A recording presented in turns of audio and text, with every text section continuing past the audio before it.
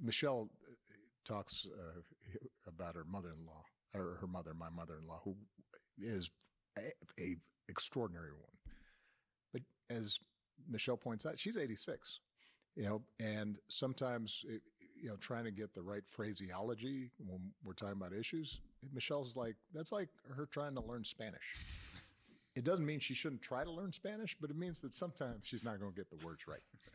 And that's okay, right? And that attitude, I think, of just being a little more real and a little more grounded is something that I think goes a long way in counteracting what is a systematic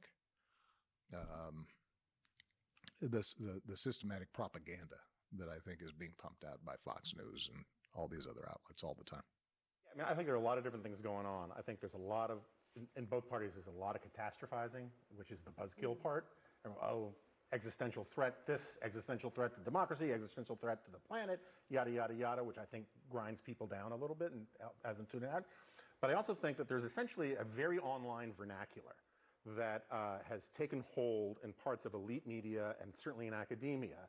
And President Obama talks about teaching someone Spanish. A great example of this is LatinX, which is a way to degenderize the Spanish language. Very popular. You hear a lot of people in the 2020 Democratic primaries using this phrase.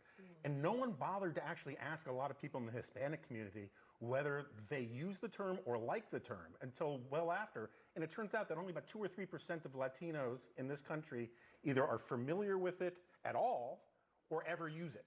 And a lot of them find it condescending. And there's this way where I think a lot of elite Democrats and liberals think they are actually being very inclusive because they talk to other elite people and academics who say this is the inclusive language that you need to use and talk about birthing persons instead of mother.